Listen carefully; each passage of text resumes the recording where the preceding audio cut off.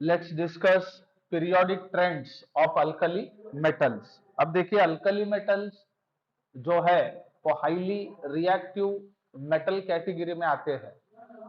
तो इनके जो ट्रेंड्स है सभी ट्रेंड्स वो रेगुलर फॉलो करते हैं, याद रखना। सो सबसे इंपॉर्टेंट चीज ये है कि alkali metals show regular trends, regular trends in properties. So कुछ प्रॉपर्टीज के बारे में हम यहाँ पे डिस्कस करेंगे। So very first thing to be discuss is about electronic configuration. Electronic configuration.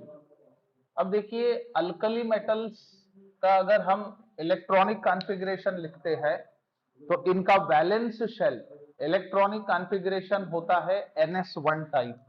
So they show NS1 type of valence shell electronic configuration, electronic configuration.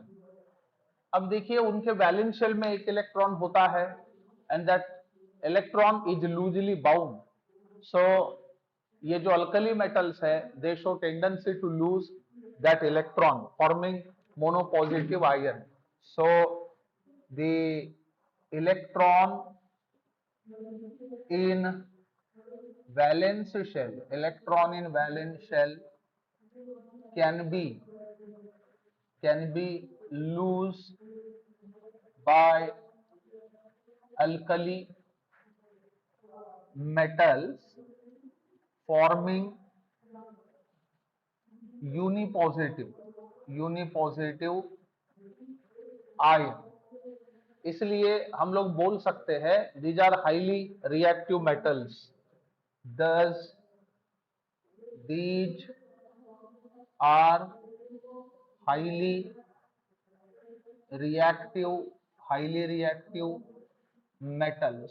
So reactive metal category में ये आते हैं। Now next thing to be discuss is the ionisation enthalpy.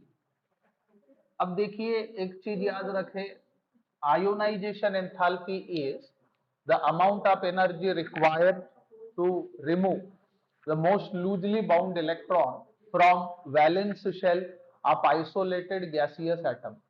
so gaseous atom के valence shell में से electron को remove करने के लिए जो भी एनर्जी हमें रिक्वायर्ड है that is called as ionisation enthalpy. अब alkali metals have one electron in the valence shell which happens to be loosely bound, so they have low ionization enthalpy values, याद रखें। so last electron is loosely bound, thus alkali metals have low ionization enthalpy values. इनके ionisation enthalpy values लो होते हैं। अब जैसे ही हम top to bottom देखेंगे तो हमें पता चलता है कि एटॉमिक नंबर इंक्रीज हो रहा है और इलेक्ट्रॉनिक शेल जो है वो भी बढ़ रहे हैं। That's why distance between nuclei and the valence shell increases, जिस वजह से आयोनाइजेशन एंथैल्पी डिक्रीजेस, याद रखें। So ionisation enthalpy decreases from top to bottom in a group। ये चीज याद रखें। यानी ऐसा भी हम बोल सकते हैं पूरे पीरियड में सबसे कम आयोनाइजेशन एंथैल्पी अल्कली मेटल्स का होता है।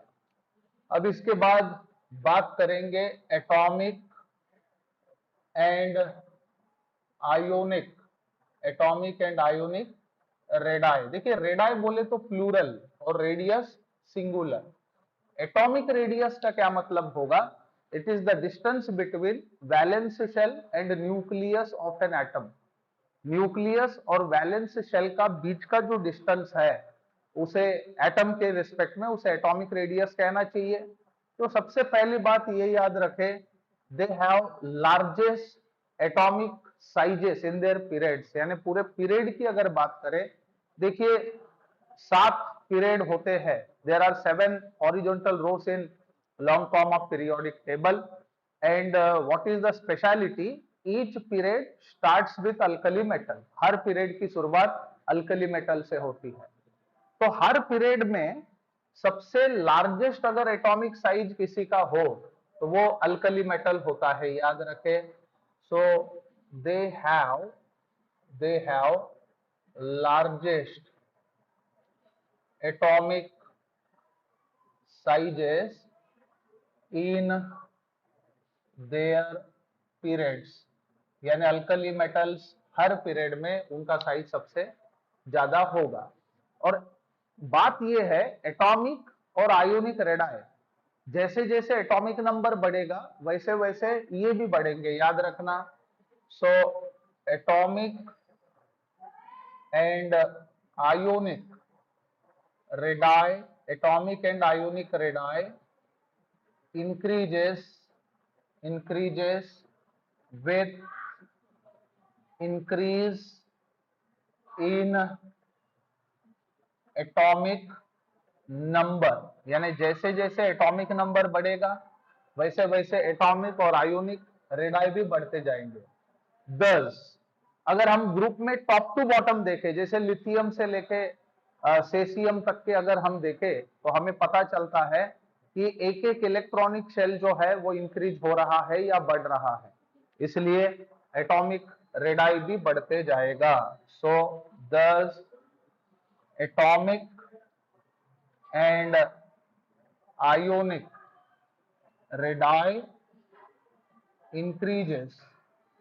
increases from top to bottom in the group, याद रखें। So it was all about periodic trends of alkali metals.